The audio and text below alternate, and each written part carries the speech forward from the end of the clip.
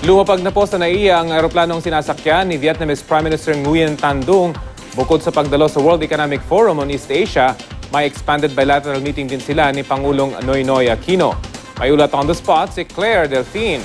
Claire? Rafi, right on schedule, 12:30 p.m. nang lumapag itong Vietnam Airlines, ang aeroplanong sinakyan ni Vietnamese Prime Minister Nguyen Tan Dung. Nandito ang Vietnamese leader para sa working visit na magtatapos hanggang Biyernes.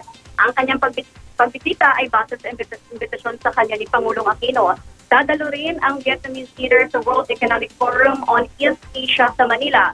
Mula rito sa Villabor Air Base, magpapahinga muna si Prime Minister Dung at mamayang hapon ay pangungunahan niya ang wreath-laying ceremony sa monumento ni President Ho Chi Minh sa ASEAN Gardens sa Intramuros, Manila. Kasunod dito, diretso na siya sa Malacanang para sa expanded bilateral meeting kasama si Pangulong Aquino. Ayon sa Department of Foreign Affairs, pag-uusapan ng dalawang leader ang matters of mutual concern. Kabilang dito ang cooperative activities in defense, tourism, and trade and investment. Ang Vietnam ay ang ika-18 trading partner ng Pilipinas noong 2013 na may total trade na nagkakahalaga ng 1.33 billion US dollars. Sa datos ng DFA, may nakadokumentong 6,220 Filipinos sa Vietnam.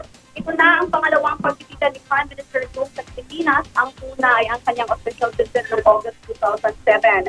Rafi, bukas naman ay nakatakdang dumating din sa bansa sa Indonesian President Susilo Bambang Yudhoyono para sa kanyang 2 araw na state visit dito, kasunod din ng invitasyon sa kanya ni Pangulong Aquino. Yan din ang kanyang first bilateral visit sa Pilipinas mula nang maupo siyang Pangulo ng Indonesia noong 2004. At balik tayo dito, Rafi, sa pagbisita ni Vietnamese Prime Minister Dung.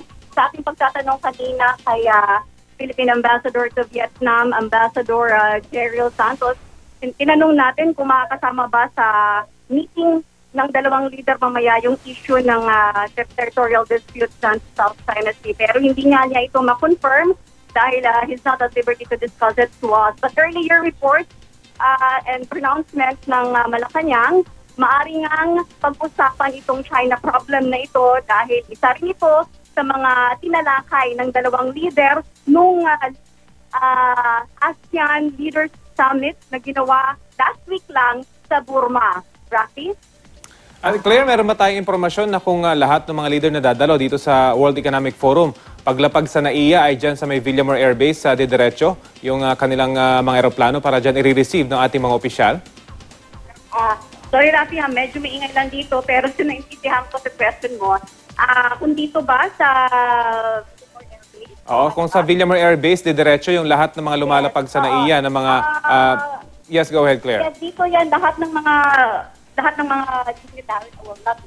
itong tinatawag natin mga state visit, official visit ng mga leaders. State leaders ay dito sa Villamor Air Base dadaan. Dahil may mga certain protocols yan na ginagawa at hindi siya dapat dadaan doon sa NAIA where it's a commercial airport.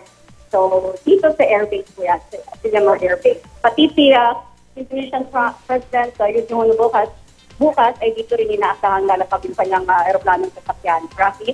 At Claire, kung may impormasyon ka lang, kumusta kaya yung traffic sa labas naman niyang Villamor Air Base? Alam natin, medyo abala yan dahil nakaharap yan sa NAIA Terminal 3. Meron ba tayong impormasyon kung kumusta yung lagay ng trapiko sa mga dadaanan nitong Prime Minister ng Vietnam? Oo, Rafi, kanina nga sa aming pagpunta dito, medyo natagalan din kami dahil sa traffic. Talagang matraffic sa itong oras dahil tanghali ito. It's normal traffic outside, pero dahil isang state leader itong darating, syempre kasama na rin sa diplomatic protocol, yung masigurong dire-diretso yung kanyang biyahe sa kalsada dahil sa may security issue na katapat siya, no? So for his trip from here to Sofitel, kung saan siya magpapahinga after dito, ay may natatag na security and travel plan para dyan, Rafi. Okay, maraming salamat, Claire Delphine.